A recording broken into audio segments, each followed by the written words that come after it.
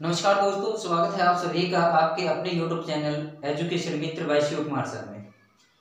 हमने अपना tense topic जो है ग्रामर के अंदर वो स्टार्ट किया हुआ था और आज हमारा जो डिस्कशन होने जा रहा है वो डिस्कशन होने जा रहा है फ्यूचर परफेक्ट टेंस के बारे में, जो कि सभी क्लासेज के लिए और इवन कॉम्पिटिटिव एग्जाम्स के लिए महत्वपूर्ण है। इससे रिलेटेड जो है एग्जाम्स के अंदर, क्योंकि टेंस से रिलेटेड एग्जाम्स के अंदर चाहे वो बोर्ड एग्जाम्स हो या कॉम्पिटिटिव एग्जाम्स हो, उनके अंदर जो है एरर्स बनते हैं। तो आइए इसके फॉर्मेशन के बारे में, इसके डेफिनेशन के बारे में और इसके दैनिक जीवन में क्या क्या यूजेज है उसके बारे में हम जानते हैं। तो सबसे पहले हेल्पिंग वर्ब को देखते हैं। इसके अंदर हेल्पिंग वर्ब क्या यूज होने वाली है। हेल्पिंग वर्ब जो है इसके अंदर यूज होगी हमारी विल या सेल के साथ आपको हैव मिलेगा। विल या सेल के साथ आपको क्या मिलेगा, इसके अंदर हैव मिलेगा। विल और सेल के साथ जो हैव यूज होगा वो किस में, क्योंकि हैव है, हैव परफेक्ट, इसको ये आपके फ्यूचर को शो करेगा। हैव प्लस वर्ब की थर्ड फॉर्म आपके परफेक्ट को शो करता है, जैसा कि हमने प्रेजेंट के अंदर भी जाना था। तो सबसे पहले हम इसकी डेफिनेशन को देख लेते हैं। चलिए, डेफिनेशन क्या है। This tense indicates an action that will have been completed at some point in the future, यानी किसी निश्चित समय पर, एक समय होगा, उस समय पर ये फ्यूचर के अंदर क्या हो जाएगा, कंप्लीट होगा। ऐसा एक्शन जो फ्यूचर के अंदर ही हैपन होगा और एक निश्चित समय पर कंप्लीट हो जाएगा, उस एक्शन के लिए हम क्या यूज करते हैं, फ्यूचर परफेक्ट टेंस यूज करते हैं। एग्जांपल के जरिए देखते हैं। देखिए क्या है, you will have finished your syllabus by this time next month, यानी अगले महीने के इस समय तक, यानी फिलहाल जो समय है, आज के संदर्भ में हम बात कर रहे हैं कि आज डेट है, इस डेट तक अगले मंथ में आप अपना सिलेबस कंप्लीट कर चुके होंगे। इसके अंदर क्या होगा, कर लिया होगा, कर चुके होंगे, इस प्रकार की जो है सेंस आपकी मिलेगी, यानी चुका होगा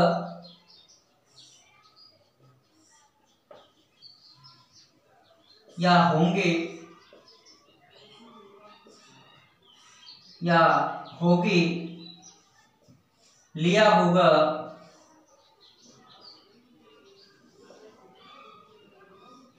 कर लिया होगा, कर लिए, इस प्रकार के, जैसे वह कार्य पूरा कर चुकी होगी या उसने कार्य पूरा कर लिया होगा।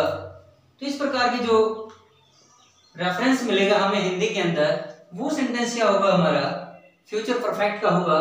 फ्यूचर परफेक्ट के अंदर इंग्लिश में पहचान क्या रहेगी, तो इंग्लिश में पहचान देखिए, विल और सेल के साथ आपको हैव मिलेगा, प्लस में वर्ब की थर्ड फॉर्म मिलेगी।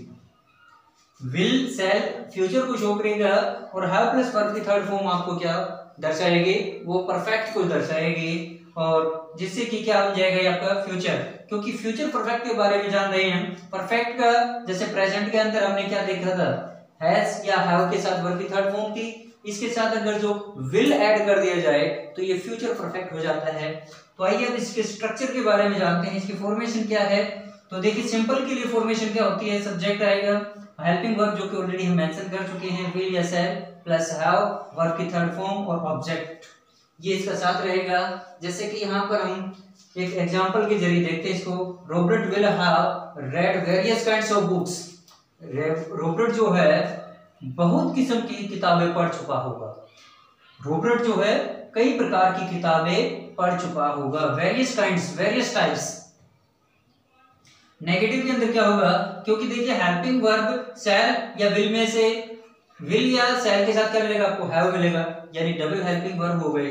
तो इसके अंदर क्या होगा, नेगेटिव के अंदर विल और सेल और इनके बीच में क्या आ जाएगा, नोट आ जाएगा। विल और सेल में से जब जो भी वर्ड आएगा और हैव, इन दोनों के बीच क्या हो जाएगा, इंसर्ट कर दिया जाएगा नोट आपका, यानी सब्जेक्ट होगा, विल या सेल में से कोई एक वर्ड होगा, नोट, हैव, और फिर आपका वर्ब की थर्ड फॉर्म ऑब्जेक्ट। देखते हैं, the poet will not have written a poem on poverty by this time tomorrow. कल इस समय तक कवि जो है गरीबी के ऊपर अपनी कविता पूरी नहीं कर चुका होगा, कविता नहीं लिख चुका होगा, नहीं लिखी होगी। इंटरोगेटिव के अंदर देखिए, इंटरोगेटिव क्या होता है, इंटरोगेटिव बार बार बता रहे हैं कि दो प्रकार से पूछे जाते हैं। एक जिनका आंसर यस नो में दिया जाता है, जो कि हेल्पिंग वर्ब से पूछे जाते हैं, एक वो जिनका हमें एक्सप्लेन करके बताना होता है, जिसका एक्सप्लेनेशन के अंदर हमें आंसर देना होता है। जो हेल्पिंग वर्ब से पूछे जाने वाले होते हैं वो यस नो वाले क्वेश्चन बोले जाते हैं, जिनका आंसर हम यस नो में देते हैं। तो क्या होगा, विल या शैल में से ये हेल्पिंग वर्ब है, मैन हेल्पिंग वर्ब है फ्यूचर को डिनोट करने वाली, उसमें से वो एक वर्ड आगे आएगा, फिर सब्जेक्ट होगा, फिर have, verb with third form, object और लास्ट में मार्क ऑफ इंटरोगेशन अवश्य लगेगा। Shall they have gone to concert of the realistic songs by the next hour, अगले घंटे तक क्या वो रियलिस्टिक जो सॉन्ग्स के जो कंसर्ट है, जो संगोष्ठी चल रही है, क्या उसमें जा चुके होंगे?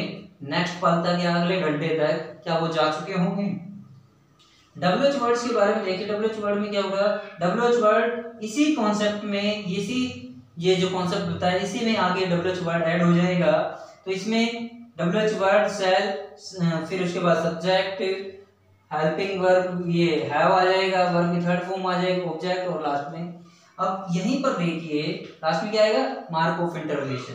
यहाँ पर देखिए why will she have come back home by evening, भाई शाम को वो वापस घर क्यों आ जाएगी। देखिए पूछा जा रहा है कि शाम तक वो वापस घर क्यों आ जाएगी, उसके घर आने का कारण बताया जाएगा।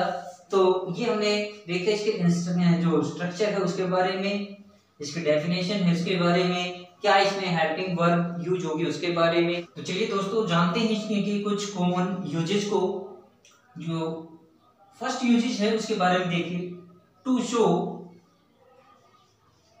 Show definite time of completion of any action in future, यानी फ्यूचर के अंदर किसी काम के कंप्लीट होने का डेफिनेट टाइम दे रखा हो, तब हम इस टेंस का इस्तेमाल करते हैं, यानी फ्यूचर परफेक्ट का हम इस्तेमाल करते हैं।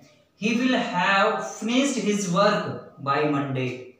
He will have finished his work by Monday, यानी कि ये जो टाइम फ्रेज दे रखा है, ये जो टाइम एडवर्ब दे रखा है, यानी इसके अंदर जब कंप्लीशन ऑफ वर्क दे रखा होगा तो इसके अंदर आपको वर्ड मिलेंगे by Monday, by the next month, by January, by February, by 25 Feb, इस प्रकार से जो है आपको बाय प्लस टाइम रेफरेंस मिलेगा।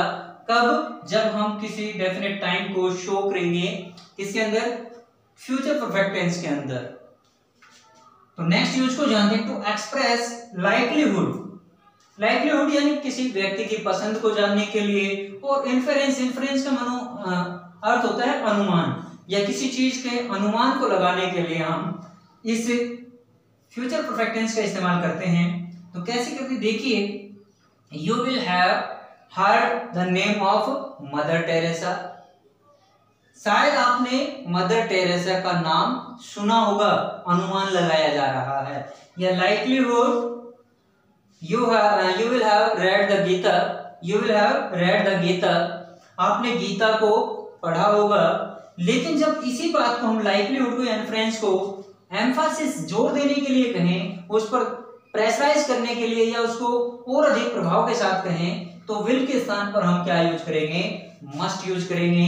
तो वहां तब क्या हो जाएगा, you must have heard, you must have, क्योंकि हैव यहाँ पर क्या हो गया, verb, you must heard the name of Mother Teresa, या you must have heard या read the गीता, आपने गीता को अवश्य पढ़ा होगा। And two actions are given in future, जब फ्यूचर के अंदर दो एक्शंस दे रखे हों, तब उस टेंस में, उस मैटर के अंदर जब हम टेंस का इस्तेमाल करते हैं तो हमें थोड़ा सा ध्यान रखना होगा। क्या है, फर्स्ट एक्शन के लिए जो कार्य पहले हो रहा है उस एक्शन के साथ हम करेंगे फ्यूचर परफेक्ट टेंस यूज, और जो सेकंड एक्शन होगा उसके साथ करेंगे हम सिंपल प्रेजेंट टेंस।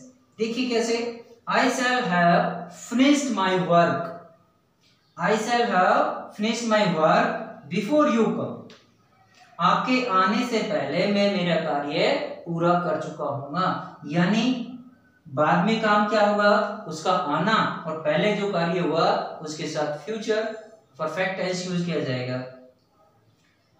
में समझ में आ गया होगा। या we will have reached the station, we will have reached the station before train come, before train comes, यानी ट्रेन के आने से पहले हम क्या कर चुके होंगे, वहां पहुंच चुके होंगे।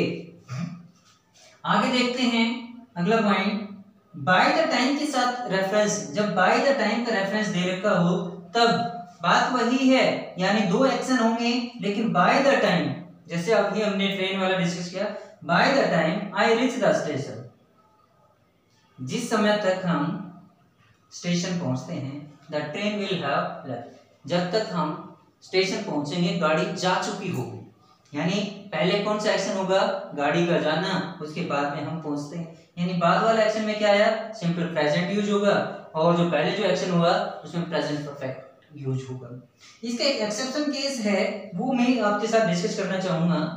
देखिए बाय द टाइम के साथ क्या होता है, जो पास्ट परफेक्ट का हमारा जो टेंस होता है वो भी इस्तेमाल किया जाता है। जैसे कि हमने पास्ट परफेक्ट के अंदर एक सेंटेंस बनाया था, the patient had died before the doctor केम, यानी डॉक्टर के आने से पहले रोगी मर चुका था। तो यहाँ पर हम इस सेंस में बना सकते हैं, by the time the doctor came the doctor reached the patient had died. यहाँ बाय द टाइम इसी सेंटेंस को हम देखें, by the time I reached the station the train had left, यानी जब तक हम पहुंचे स्टेशन गाड़ी जा चुकी थी, जब तक हम स्टेशन पहुंचे गाड़ी जा चुकी थी। ये पास्ट के एक्शन को शो करता है। देखिए कॉम्बिनेशन दो सेंटेंस का कॉम्बिनेशन है। जब फ्यूचर परफेक्ट यूज होगा तब इसके साथ कॉम्बिनेशन में आएगा सिंपल प्रेजेंट, और जब इधर पास्ट परफेक्ट यूज होगा तो इसके कॉम्बिनेशन में आएगा सिंपल पास्ट। ध्यान रहे दोनों में सिंपल है, एक में सिंपल प्रेजेंट है, एक में सिंपल पास्ट है। उम्मीद करते हैं हमारे द्वारा दी गई जानकारी फ्यूचर परफेक्ट के बारे में समझ में आई होगी, आपको लेक्चर पसंद आया होगा।